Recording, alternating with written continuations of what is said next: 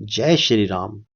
मित्रों, यहाँ पर मैं रामायण का प्रसंग लेकर आया हूँ कि किस प्रकार शिव जी का विवाह हुआ। शिव बारात के बारे में मैं इससे पहले प्रसंग में आपको बता चुका हूँ। यह उससे आगे का प्रसंग है। प्रसंग इस प्रकार है।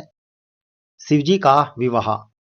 मुनियों की आज्ञा से शिव जी और पार्वती जी ने गणेश की पूजन किया। मन में देवताओं को आनंद आदि समझाकर कोई इस बात को सुनकर शंका न माने कि गणेश जी जो शिव पार्वती जी की संतान है, अभी विवाह से पूर्व ही वे कहां से आ गए। वेदों में विवाह की जैसी रीति कही गई है, महामुनियों ने वह सभी रीति करवाई। पर्वतराज हिमाचल ने हाथ में कुशा लेकर तथा कन्या का हाथ पकड़कर उन्हें भवानी शिव पत्नी जानकर शिव जी को समर्पण किया। जब महेश्वर शिव जी ने पार्वती का पानी ग्रहण किया, तब इंद्र आदि सब देवताओं के हृदय में बड़े ही हर्षित हुए। श्रेष्ठ मुनिगण वेद मंत्रों का उच्चारण करने लगे और देवगण शिव जी की जय जयकार करने लगे। अनेकों प्रकार के बाजे बजने लगे। आकाश से नाना प्रकार के फूलों की वर्षा होने लगी। शिव पार्वती का विवाह हो गया। सारे ब्रह्मांड में आनंद भर गया। दासी दास रथ घोड़े हाथी गायें वस्त्र और मणियों आदि अनेक प्रकार की चीजें, अन्न तथा सोने के बर्तन गाड़ियों में लादकर दहेज में दिए, जिनका वर्णन नहीं हो सकता। बहुत प्रकार का दहेज देकर फिर हाथ जोड़कर हिमाचल ने कहा, हे शंकर, आप पूर्ण काम है, मैं आपको क्या दे सकता हूं। इतना कहकर वे शिव जी के चरण पकड़कर रह गए। तब कृपा के सागर शिव जी ने अपने ससुर का सभी प्रकार से समाधान किया। फिर प्रेम से परिपूर्ण हृदय मैना जी ने शिव जी के चरण पकड़े और कहा, हे नाथ, यह उमा मुझे प्राणों के समान प्यारी है। आप इसे अपने घर की टलहिनी बनाइएगा और इसके सब अपराधों को क्षमा करते रहिएगा। अब प्रसन्न होकर मुझे यही वर दीजिए। शिव जी ने बहुत तरह से अपनी सास को समझाया। तब वे शिव जी के चरणों में सिर नवाकर घर गई। फिर माता ने पार्वती को बुला लिया और गोद में बिठाकर यह सुंदर सीख दी।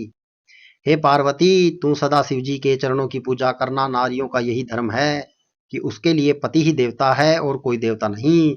इस प्रकार की बातें कहते कहते उनकी आंखों में आंसू भर आए और उन्होंने कन्या को छाती से चिपटा लिया। फिर बोली, विधाता ने जगत में स्त्री जाति को क्यों पैदा किया। पराधीन को सपने में भी सुख नहीं मिलता। यूं कहती हुई माता प्रेम में अत्यंत विकल हो गई, परंतु कुसुमें जानकर दुख करने का अवसर न जानकर उन्होंने धीरज धरा। मैं ना बार बार मिलती और पार्वती के चरणों को पकड़कर गिर पड़ती। बड़ा ही प्रेम, कुछ वर्णन नहीं किया जाता। भवानी सब स्त्रियों से मिल भेंट कर फिर अपनी माता के हृदय से जा लिपटी। पार्वती जी माता से फिर मिलकर चली। सब किसी ने उन्हें योग्य आशीर्वाद दिए। पार्वती जी फिर कर माता की ओर देखती जाती। सब सखियां उन्हें शिव जी के पास ले गई। महादेव जी सब याचकों को संतुष्ट कर पार्वती के साथ घर कैलाश को चले। सब देवता प्रसन्न होकर फूलों की वर्षा करने लगे और आकाश में सुंदर नगाड़े बजने लगे। तब हिमवान अत्यंत प्रेम से शिवजी को पहुंचाने के लिए साथ चले। वृष केतु शिवजी ने बहुत तरह से उन्हें संतोष कराकर विदा किया। पर्वतराज हिमाचल तुरंत घर आए और उन्होंने सब पर्वतों और सरोवरों को बुलाया। हिमवान ने आदर दान विनय और बहुत सम्मान पूर्वक सबकी विदाई की। जब शिवजी कैलाश पर्वत पर पहुंचे, तब सब देवता अपने अपने लोकों को चले गए। तुलसीदास जी कहते हैं कि पार्वती जी और शिव जी जगत के माता पिता हैं, इसलिए मैं उनके श्रृंगार का वर्णन नहीं करता। शिव पार्वती विविध प्रकार के भोग विलास करते हुए अपने गुणों सहित कैलाश पर रहने लगे। वे नित्य नए विहार करते। इस प्रकार बहुत समय बीत गया। तब 6 मुख वाले पुत्र स्वामी कार्तिकेय का जन्म हुआ, जिन्होंने बड़े होने पर युद्ध में तारकासुर को मारकर वेद शास्त्रों और पुराणों के स्वामी कार्तिकेय के जन्म की कथा प्रसिद्ध है और सारा जगत उसे जानता है। चंडानन स्वामी कार्तिकेय के जन्म, कर्म, प्रताप और महान पुरुषार्थ को सारा जगत जानता है।